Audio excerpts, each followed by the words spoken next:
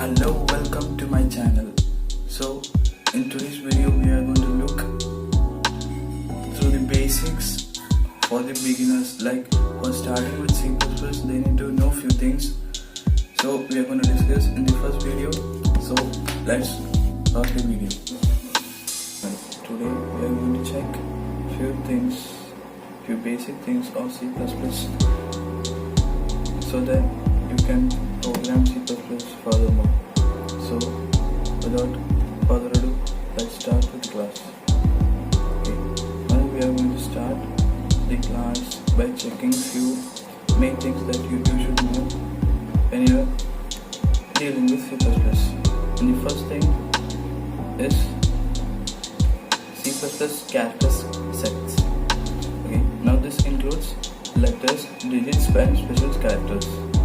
Now letters, you know that it's capital A to capital Z, small a to small z, and digits 0 to 9. Special characters like that, brackets, pounds and parentheses, and it goes on. Okay. Next thing is the tokens. Now token is the smallest individual unit in a program. In C++ there are few tokens and we're going to discuss that. Okay. Now the first thing in the tokens is the keywords. Keywords are special words which convey a special meaning to the C++ compiler. Now to the C++ compiler, if you take any program, a particular word will mean a special meaning to the of that compiler. Next is the identifiers. Identifiers are the words which we use to give names. Like in a program there will be a lot of we will be using classes, and for using the class we need to name them. So okay, for naming them we use a special type. Like we can only include letters, I mean from A to Z, and no special symbols are allowed. If we include special symbols in it, like if we write myfile.com like that, for example, if we write like that, it will be considered as invalid. If we write my underscore file, it will be considered as valid. Next we are going to look on the literals. Okay. Now the first literal type is the Boolean literals. Boolean means true or false statements. Next is the integer constants. All the numbers which we give without without decimal points are integers. Next is the character constants. Character constants means character constant. Like a single letter is referred to as a character constant, like A, B as a single word. Okay. Next is the strings. String means a sender. It is a connection of words and special characters. Like my name is like that. And the last one, the literals, are the floating constants. Floating constants are those which are written in fractal form. It will contain values. Like consider if you are giving a value 1, we cannot just write 1, we should write 1.0. Okay, that's all. Now next we are going to get into the punctuators. You know punctuations like brackets, parentheses, angular brackets, pound sign, these are considered as punctuators.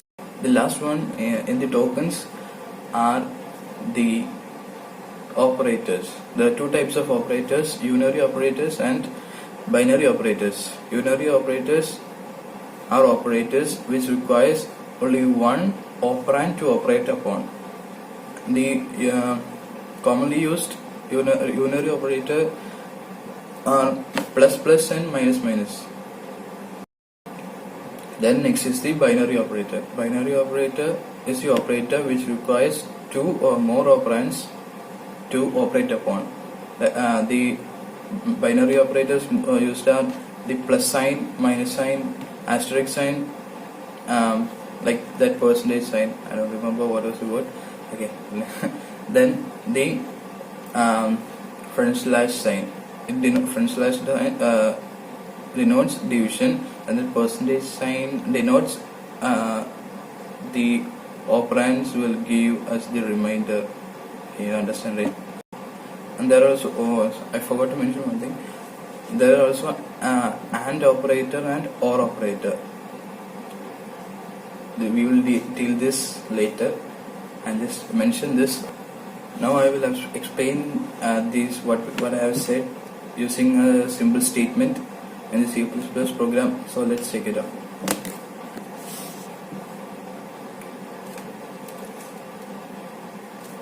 Sorry, I forgot to mention one thing. We have to write header files for every C++ programs we write. Okay, now I will show through these examples. Let's check out.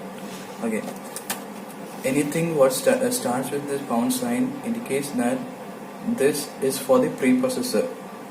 That is, this information we will get into the preprocessor before compiling. Okay, now after typing the hash, we should write hash include iostream.h. iostream.h is the header file. Okay, what is iostream? This iostream is a library, okay, which consists of certain things which will allow us to input value into the computer program and get values from the program.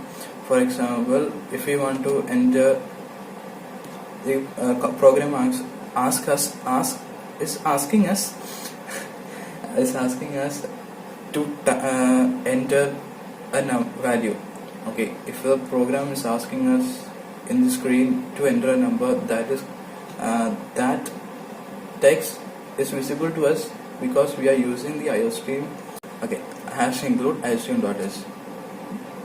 What it consists of cin and cout. Cout is the cout with the angular brackets facing out.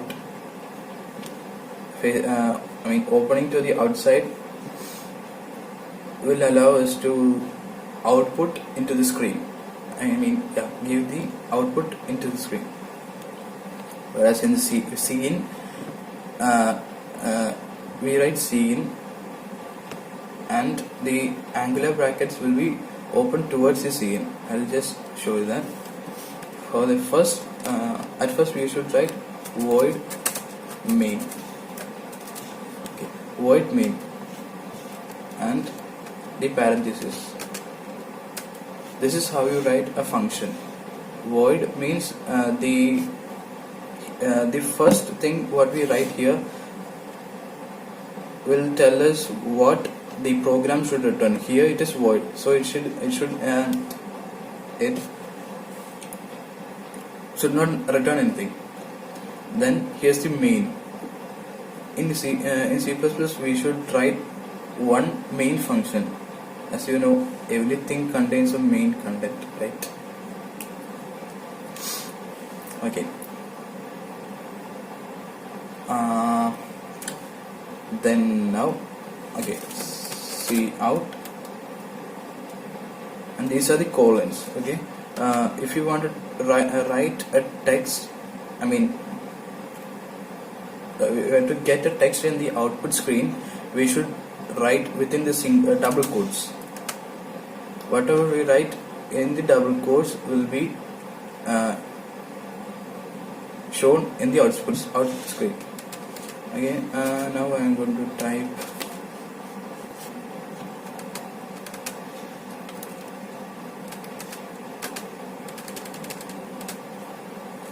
welcome to C++,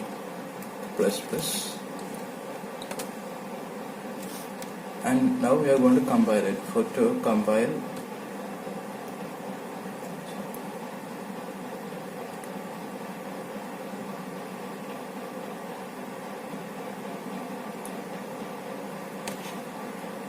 you know what is the mistake here? We should include one more library, that is the conio.h library. Has to include conio.h. Okay,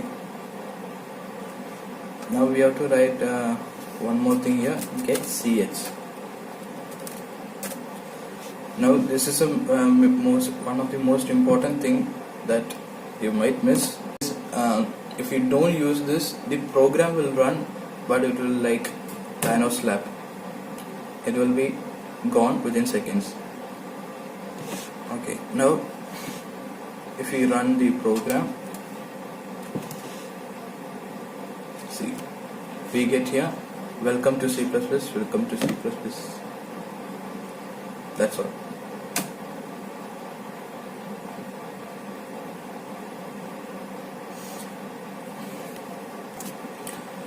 Next we are going to check on the multi-line comment and single-line comment. Now this is one of the most common thing that every programmers use to identify what the each segment of the program says.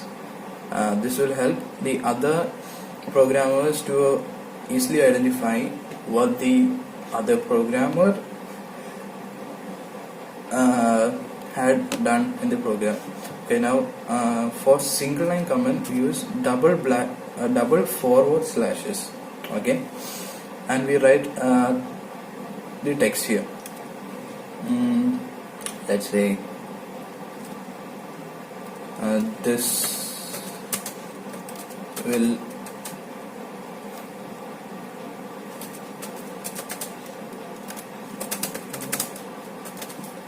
the output. This will give you output. Okay.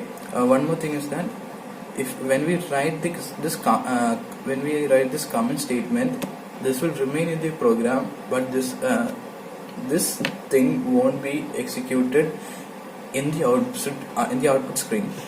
This will remain here. I understand it. Okay. Next thing is the multi-line comment. If you want to give lines in the multiple lines, if you want to give comment, what you should do is that first you should put the backslash, then you should put the asterisk sign, then type something. This is this is simple.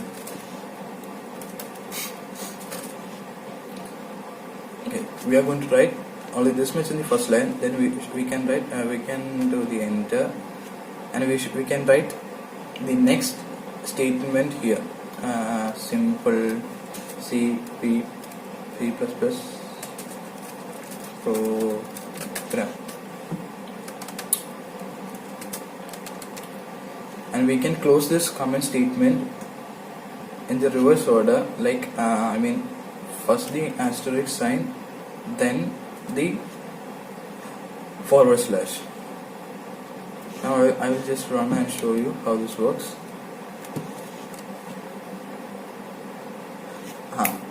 You can see it is written welcome to C++, welcome to C++ 3 times. What happened is that I didn't use the clear screen function. Okay, I will just show you how to if you don't use the clear screen function, what happened is that whatever we had run in the previous times, that will be also shown in the screen. So when we use the CLR is what we should try to clean the previous screen. Okay, I forgot to say one thing. Okay. We should, after typing every line, it should end with the semicolon. The semicolon will tell the compiler that that statement is over.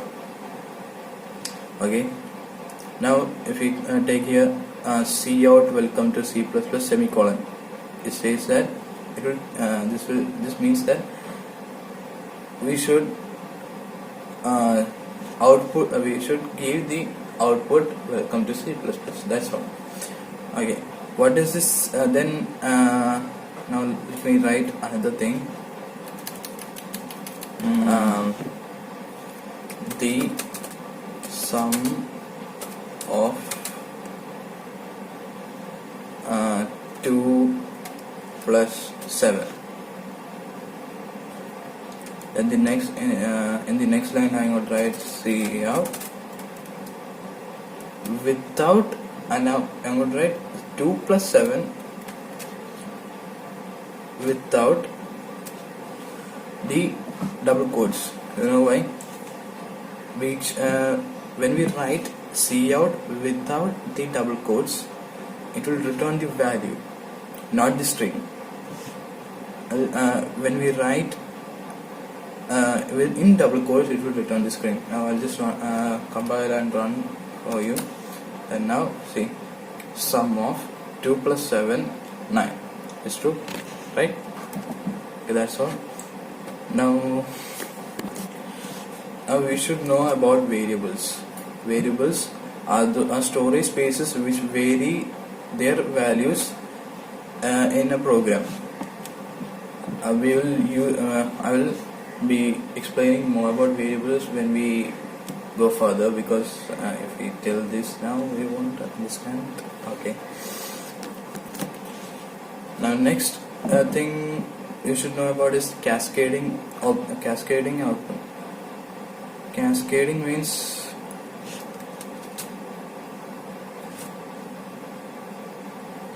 in this now here in this program, if we can use cascading by giving the angular brackets without giving, in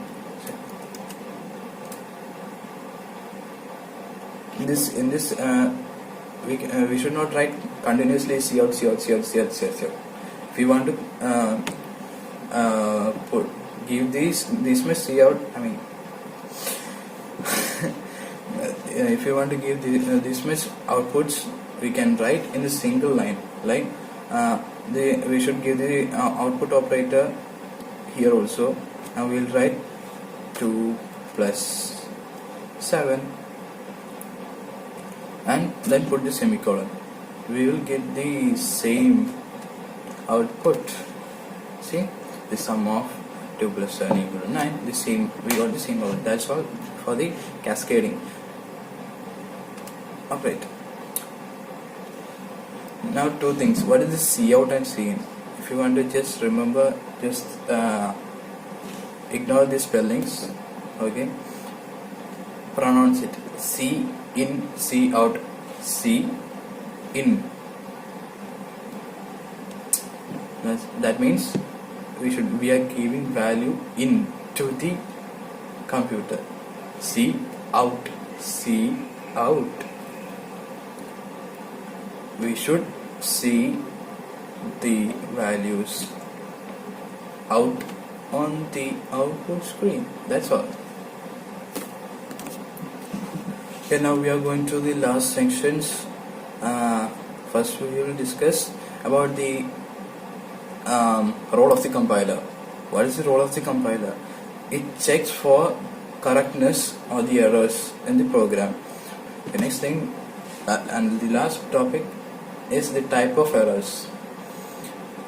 The first error will be the syntax error. For every program there will be syntax. Okay, and if we make violations in that, it will consider as error and by the compiler. Okay, for C out we should use the angular brackets facing out. Instead of this, if we write facing in and try to compile and run, it will return an error. You can see illegal structure operation. This is because we can write only C out in this format. Okay, next is the semantic error. Usually when we write mathematics equations and all, we write x plus y equal to 4 like that, right? But in C++ programs we cannot give values like that. We should write A equal to B plus C. We cannot write B plus C equal to C, A plus B equal to C. We cannot write only C equal to A plus B, because the program is in C++, the value is given from the right part to the left part. Okay. The next error is the runtime error. This occurs during execution of the runtime error is the error that occurs during the execution of a program. If there is not enough memory, or an expression is trying to divide by a 0, then these are considered to be runtime error. Then the last one is the logical error. Logical error means like if we consider here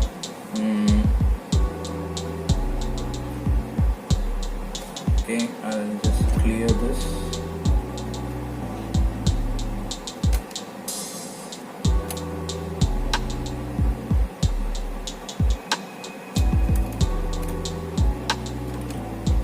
Let me write here CTR for I'm just showing an example. Okay, CTR while. Okay, now here while is the loop statement. Will go in the further classes. Okay, while CTR greater than 10, cout hello. Okay, if we look here, we can anyone can understand this, because CTR equal to 1. Okay, while CTR greater than 10, cout hello. As we can see, CTR's value is 1 and it can never be greater than 10. So what happens is that this thing won't be seen in the output. That is, thank you for watching. Like, subscribe and support. Thank you.